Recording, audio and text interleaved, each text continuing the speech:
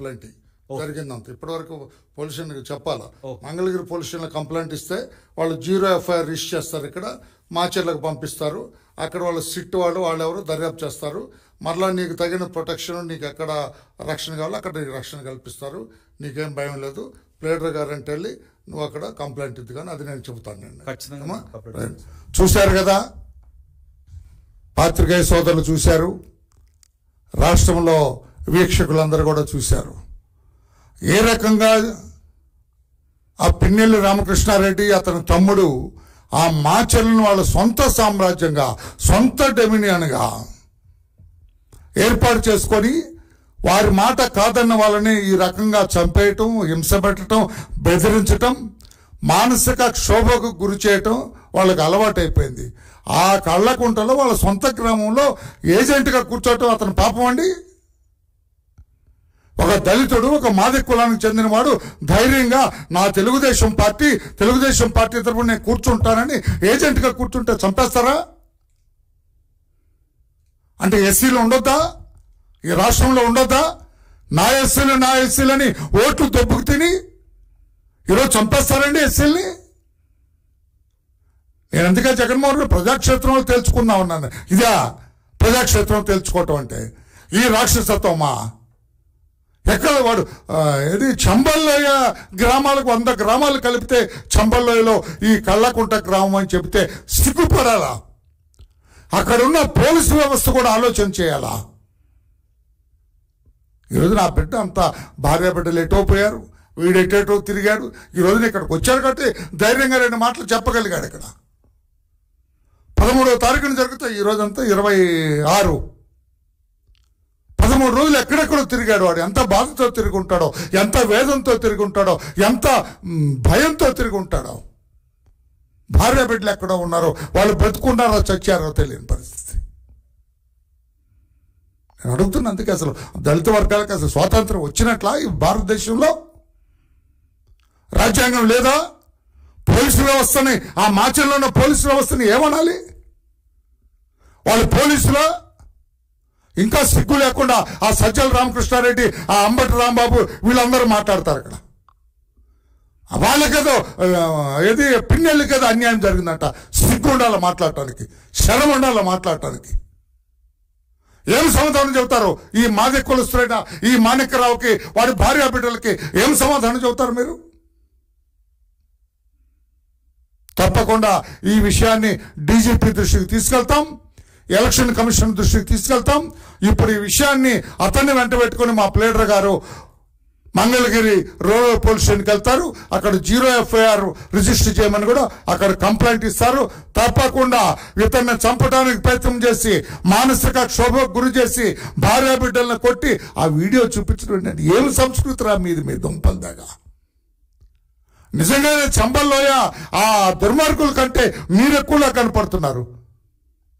భార్య బిడ్డల్ని కొట్టే వీడియో తండ్రికి చూపిస్తే, తన బిడ్డల్ని కొట్టే వీడియో, భార్యని కొట్టే వీడియో చూపిస్తే వాడు మానసికంగా ఎంత క్షోభకు గురై ఉంటాడండి. ఇదేమి దుర్మార్గపు ఆలోచన, ఇదేమి మీ రాక్షసానందం, ఇదేమి దెయ్యాలు రాక్షసులు చేస్తారు ఇట్లాగా. చాలా బాధగా ఉంది. తోటి కులస్తులుగా నేను చాలా బాధపడుతున్నాను. వాడికి వదిలేస్తే మాచెల్లి వెళ్ళరా అంటే చంపేస్తారు.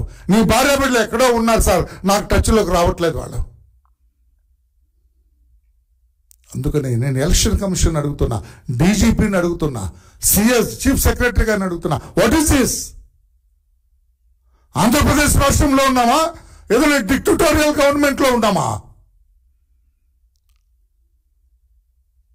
ఏదైనా టెర్రరిస్ట్ గ్రామంలో ఉన్నామా? ఒక్కసారి ఆలోచన చేయండి అని చెప్పి కూడా తెలియజేస్తూ, పాత్రికేయ సోదరులారా, మీరు కూడా ఇవన్నీ కూడా అన్ని ఉన్నట్టు రాయాలా, ప్రజల ముందు పెట్టాలా? ప్రజలే ఈరోజు న్యాయ నిర్ణేతలు, ప్రజలే బుద్ధి చెప్పాలా. ఇటువంటి దుర్మార్గపు పాలకులకి ప్రజలే బుద్ధి చెప్పాలా, ప్రజలే చెప్పు తీసుకొని కొట్టాలా ఇటువంటి దుర్మార్గుల్ని. సారీ, నేను ఇటువంటి మాట నా నోట రాదు, కానీ తప్పదు. వాడి బాధ చూసిన తర్వాత ఎక్కడికి వెళ్తాడు?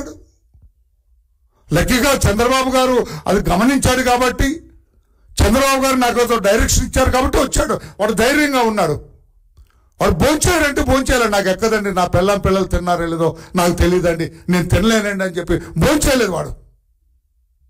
ఇంత దుర్మార్గం పనికిరాదు. మీరు దేవుడు కూడా ఉన్నాడయ్యా, దేవుడు ఉన్నాడు. దేవుడు ఏదో లోకం పోయినా కదా ఇక్కడే శిక్ష చేస్తాడు దేవుడు. అది కూడా గమనించాలని చెప్పి కూడా ఈ దుర్మార్గపు పాలకులకి గుర్తు చేస్తూ ఇది చెప్పాలని అతని మాటల్లో మీకు వినిపించాలనే మిమ్మల్ని ఆదివారం అయినా కూడా పాత్రికేయ సోదరులారా మిమ్మల్ని డిస్టర్బ్ చేయడం జరిగింది. Sorry for that.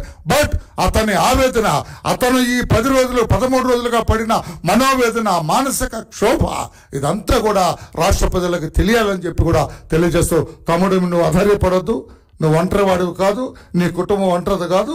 Chandrababu Naidu గారు, తెలుగుదేశం పార్టీ, వరలరామయ్య అని నేను కులవాడిని, నేను ధైర్యంగా చెబుతాను, నేను కులస్తుని, మేము తోడుగా ఉంటాం, నీ మీద ఈగ వాళ్లకుండా చూస్తాం, ఆ రాక్షసుల చూపు నీ మీద పడకుండా చూస్తామని చెప్పి తెలియజేస్తూ పోలీసు వ్యవస్థ కూడా హుషార్, ప్లీజ్ టైట్ అవర్ బెల్ట్స్, మీ బెల్ట్ బిగించండి, లూజ్గా ఉన్నది 5 ఏళ్ళు మీ బెల్ట్, టైట్ చేయండి మీ బెల్ట్ని, ఇటువంటివి జరగకుండా చూడండి అని చెప్పి కూడా పోలీసు వ్యవస్థకి విజ్ఞప్తి చేస్తున్నాం.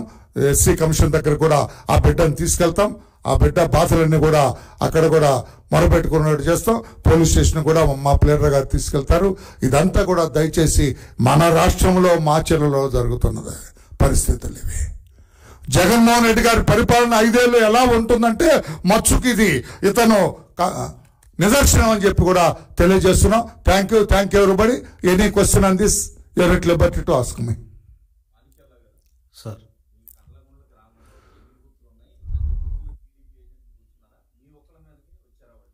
నాలుగు బూతులు ఉన్నాయి సార్, అన్ని బూతుల్లో కూర్చున్నారు. మధ్యలో వాళ్ళని చాలా హెరాస్మెంట్లు లాగేసి చాలా ఇబ్బంది పెట్టి వాళ్ళని కూడా థ్రెటన్ తోటి పిన్నెల్లి వెంకటరామిరెడ్డి అండ్ ఎమ్మెల్యే రామకృష్ణారెడ్డి ఇద్దరు కూడా భయానక వాతావరణం సృష్టించడంతో ఇంకొక సీరియస్గా దారుణంగా ఒక ఏజెంట్ వెంకటరెడ్డి, దుర్గంపూడి వెంకటరెడ్డి అనే నా కుటుంబం మీద దాడి తర్వాత దుర్గంపూడి వెంకటరెడ్డి కుటుంబం మీద దాడి చేశారు. 2 పిల్లల్ని చిత్తగొట్టారు, తల పగిలిపోయింది, రక్తసిక్తం అయిపోయింది. ఒక అబ్బాయి అయితే కోమాలకు పోయినని కూడా చెప్పారు. ఒక ఆడపిల్ల స్నానం చేస్తూ నా అన్నయ్యలు కొడుతున్నని వస్తే ఆ ఆడబిడ్డను కూడా విచక్షణ రహితంగా కొట్టి అక్కడే చెప్పొచ్చు